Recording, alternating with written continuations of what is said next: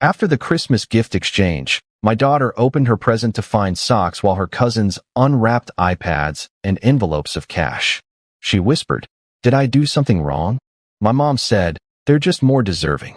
I smiled, gathered our things, and left. The next morning, they got a surprise that made them come running, panicking, pleading. My name's Katie. I'm 37, and I'm from a small town just outside of Knoxville, Tennessee. I work as a school secretary, and I'm the daughter no one brags about. Not the favorite. Not the one they save a seat for at the table. My parents, especially my mom, worship my older sister, Dana. She married into money. Looks like someone who's always just stepped out of a Pinterest board and gave them 3 camera-ready grandchildren who sing, dance, and do competitive cheer. They get the spotlight, the applause, the heirlooms. Ivy, my daughter, gets secondhand comments and fake smiles. And here's the part that rips me apart. Ivy still tries. He still hopes. She still wants their love like it means something. Every time we pull into their driveway, she sits up straighter, pulls at her shirt, and asks me if she looks okay every time. And I always say the same thing. You look more than okay. You look like someone I'd want to be when I grow up. But it doesn't matter to them. Ivy's not their kind of kid. She's a little overweight, doesn't dance, doesn't sparkle. My mom has made comments, quiet ones, sharp ones, and my dad never corrects her. I asked before if she annoys Grandma. I lied and said no. This Christmas was supposed to be a small one. That's what my mom said in her text. Keep the gifts reasonable. She sends that message every year, but it hits different when you know your kid is the only one they're referring to. I bought Ivy a new sketch set and a beginner's graphic tablet. She loves drawing characters, especially ones that look nothing like her. Tall, thin, glittering. We showed up the day after Christmas for our turn. Dana and her kids were already there. Her oldest was showing off a new iPad. The middle one had a crisp envelope full of cash and a Bluetooth speaker. Ivy sat quietly in her reindeer pajamas with a gift in her lap. The frame she made for my mom. She had painted it herself. Light blue with tiny glued seashells and a picture of her and Grandma from 5 years ago. She was so proud of it. No one noticed. No one even picked it up. Then it was her turn to receive a gift. My mom handed her a small wrinkled bag without a name tag. Inside were 4 pairs of plain gray socks. No bows, no note, no nothing. Ivy stared for a second and then looked up at me. Did I do something wrong? Before I could answer, my mom spoke. They're just more deserving. Like it was a fact. Like it was nothing. Dana didn't say a word. Her kids didn't flinch. My dad just reached for more hem like none of it had happened. Ivy folded the socks and tried to smile, but I saw it. That quiet shutdown kids do when they start giving up. We didn't stay long after that. I helped her into her coat, grabbed our bag, and told everyone we had to get going. My mom waved like I was the mailman, like I'd already overstayed. No hugs, no thank you, no acknowledgement of the frame Ivy left sitting on the end table. That was the last time I walked out of their house quietly. What they never knew, what they never asked is that the trust fund Grandpa left when he passed away. The one they think my mom controls, it's under my name fully. He changed it when he got sick. Said he wanted Ivy taken care of, that he'd seen the favoritism. I never told them. I just waited. And now it was time. The next morning, my phone was blowing up before I'd even made coffee. Missed calls, voicemails. My dad even showed up at my front door, pale and shaky. They had all received the alert from the bank. Frozen accounts, withdrawals pending, trust fund activity flagged. All legal, all done through me. By noon, they were outside my house, running, panicking, pleading, and for the first time in a long, long time, I didn't feel small. My dad was the first to knock. He stood there like someone had just told him the house was on fire. I didn't open the door. I just stood in the hallway looking at him through the peephole while Ivy sat in the living room sketching a girl in armor. Then came Dana's texts. Mom says you're being dramatic. Why are you doing this to the whole family? Call me. I didn't. I said I made breakfast for Ivy. I let her add whipped cream to her waffles. We watched a documentary about owls. She didn't ask why Grandma hadn't called. Around 2 p.m., I got an email confirmation. The funds from the trust had officially moved to my personal account. Every cent my grandfather left for the long-term care and protection of Katie and her child. His words, I had waited 5 years. Let my parents pretend they were managing it. Let them talk about tight budgets and unexpected expenses while spoiling Dana's kids with designer backpacks and beach vacations. They had no idea he'd changed the paperwork. He never trusted my mom with money or with Ivy. At 4 p.m., my parents showed up again, this time with Dana. Ivy was upstairs, door closed, headphones on. I opened the door just enough for them to see my face. My mom didn't say hello. He launched straight in. What are you doing? That money wasn't supposed to be touched until Ivy turned 18. I reminded her that she wasn't listed on the trust, that her name was nowhere on it, that Grandpa changed it after that trip to Florida, the one where Ivy came back sunburned and said she wasn't beach pretty like Lily. She started denying it, said I was twisting things. Dana jumped in trying to mediate. Can we all calm down? This is just a misunderstanding. Let's talk. I said I'd only talk under one condition. They apologized to Ivy, not just a sorry, not a quick hug and pat on the head. I wanted them to kneel down, look her in the eyes, and tell her they had failed her, because they had. And I wasn't letting them rewrite the story this time. They refused. My mom called me cruel, manipulative, vindictive, said I was tearing the family apart. My dad tried to play the peacemaker. Let's sit down, figure this out. You don't want lawyers involved. But I was already ahead.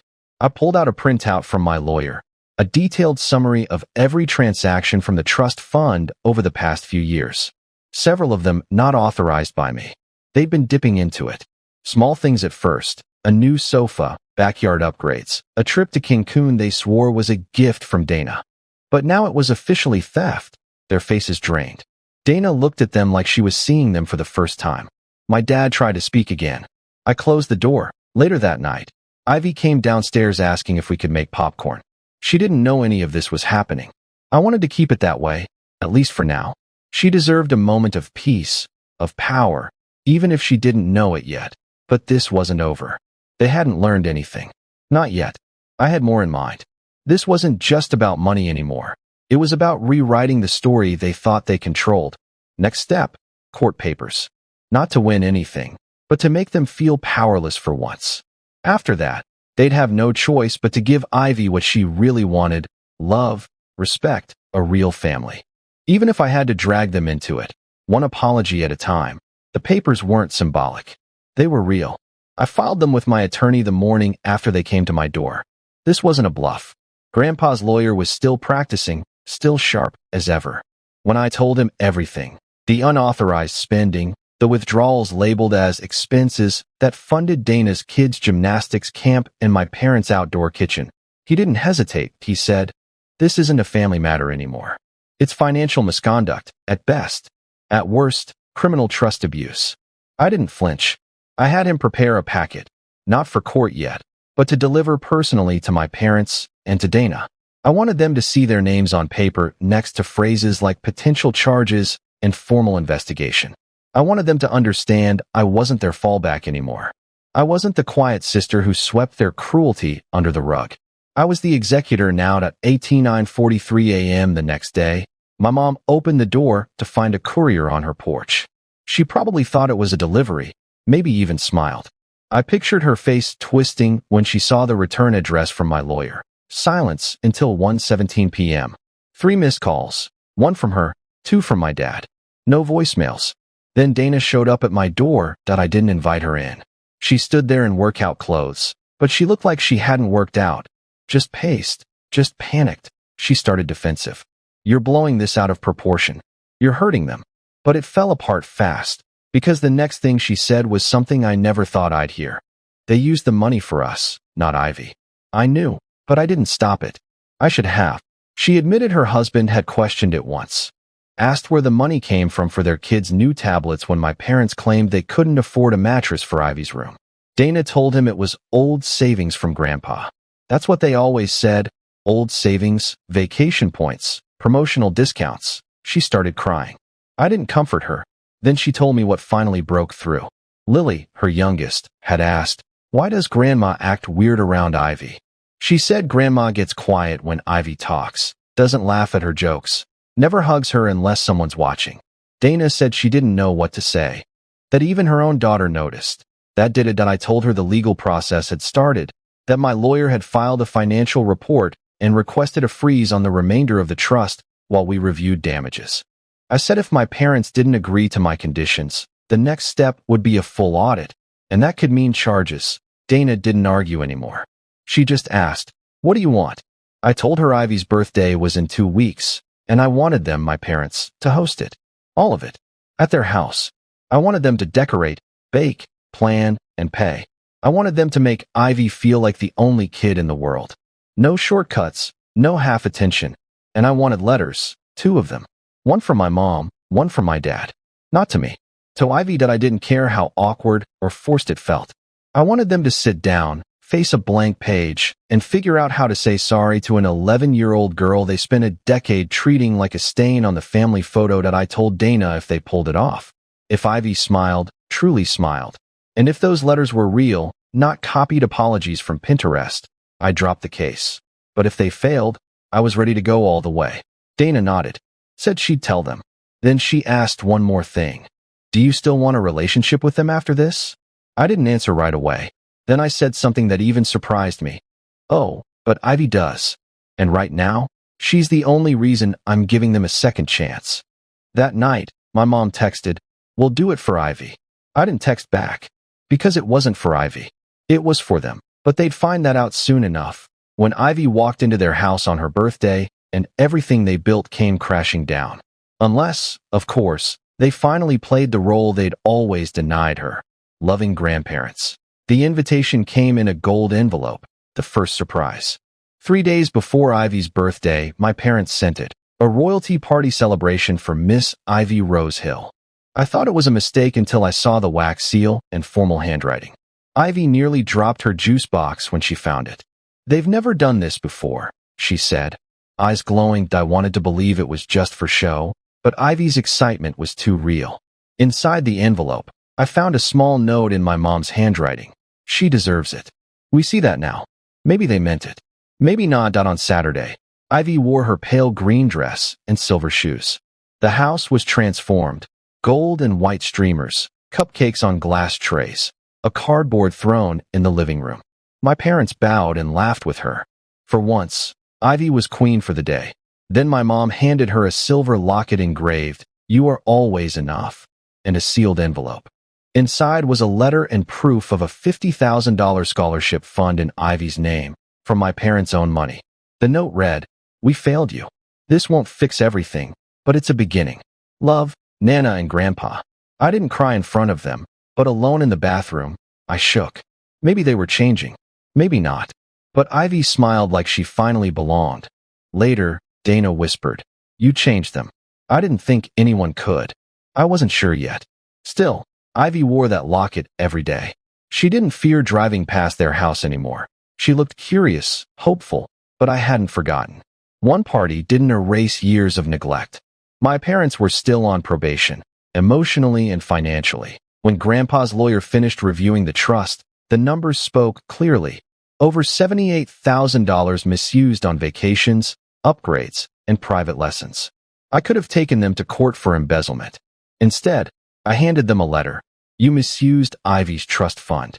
Repay the balance in monthly deposits into a new account under Ivy's control, or we'll proceed legally." This wasn't a negotiation. I gave them the letter face to face, right in their own living room. My mom just stared at it like she couldn't read. My dad read it twice and looked smaller than I'd ever seen him. For the first time, no one called me dramatic. They just said, "Okay."